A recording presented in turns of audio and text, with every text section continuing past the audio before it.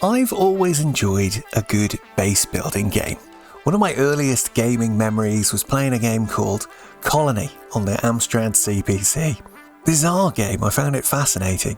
You were a strange little blue robot who had to grow mushrooms and other things to send them off to the mothership, and you'd have to fight off these little bugs and build fences and stuff like that. I never really got very far in it. The old games are just stupidly hard. And over the years, I've played lots of games that are kind of similar to this, and I've enjoyed a lot of them. But I've always felt there's something has been missing from these base building games. And I think that comes down to the fact that you just kind of grow stuff or make stuff by pressing a button or two, and that's it. And what I didn't realise was that I needed to play production chain or automation games. These are games where making the stuff is a challenge or a puzzle of its own. You need to do things like think about quantities of materials, your inputs, your outputs, the time it takes to make certain things, and so on. So today I want to spend a little time telling you about one of my favourites, which is, coincidentally, pretty much a modern version of that Colony game on the Amstrad, and is probably the most appropriately titled game of all time, Satisfactory. So what is Satisfactory? It's a first-person base-building game. You are one of many capital P pioneers sent down onto a planet from a stranded space vessel charged with gathering resources to help get the ship moving again. You get to explore a vast, beautiful planet that was hand-designed and not procedurally generated, full of interesting biomes and wildlife, and you need to go and find resources like iron, copper, you know the stuff.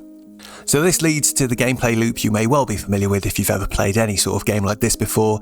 You get some iron ore, you take it to a table, you turn it into ingots, then you can turn those ingots into something else like metal plates or screws, and you can craft things with those items. We then send those items up to the mothership, which eventually unlocks a new tier of technology that lets us gather and create more complicated things.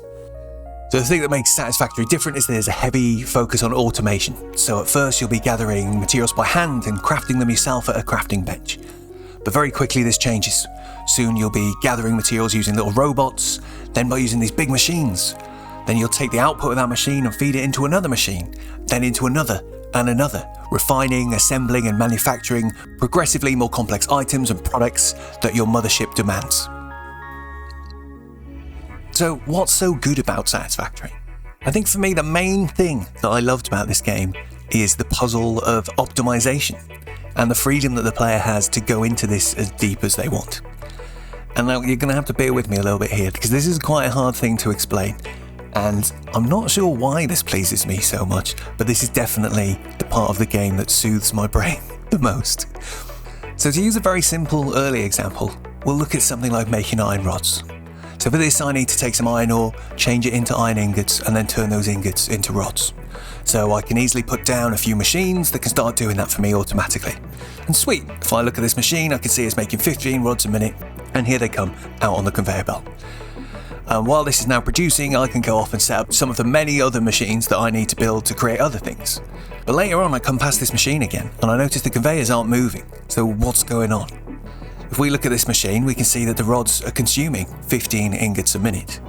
But if we look at the machine making the ingots, we can see it's making 30 a minute, using 30 ore.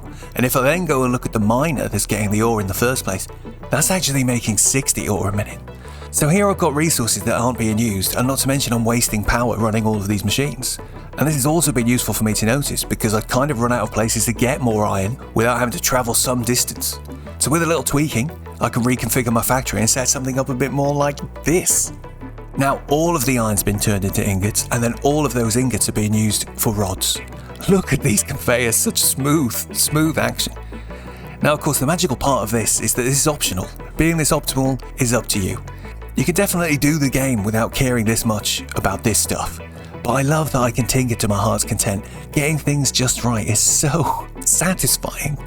And even after hundreds of hours, it's rare for me to be able to run past some old factories without noticing that something's not quite right and having to immediately stop and fix it. It's a neurodivergent dream, or nightmare I suppose, depending on your perspective, but I love it.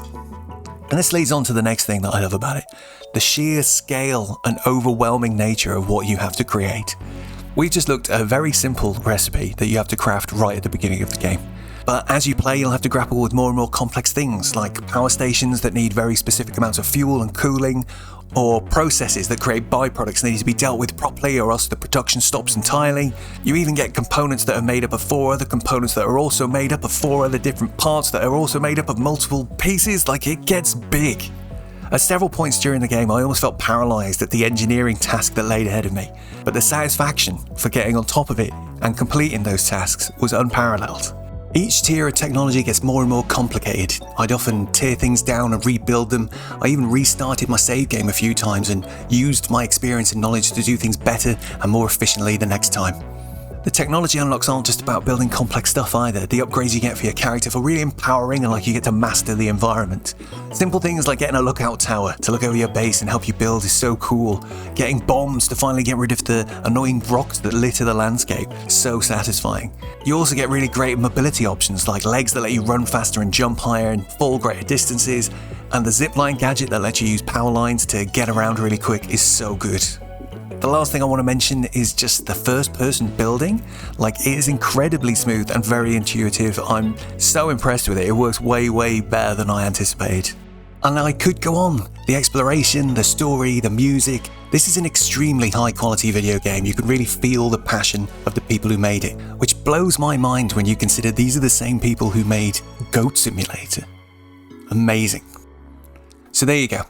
I hope I've given you a little insight into why I think this is the most aptly titled video game of all time. I recorded a Let's Play of the entire game last year that you can find linked below if you'd like to see more of it in action. As always, hit those buttons if you've had a good time, and I'll catch you in the next one.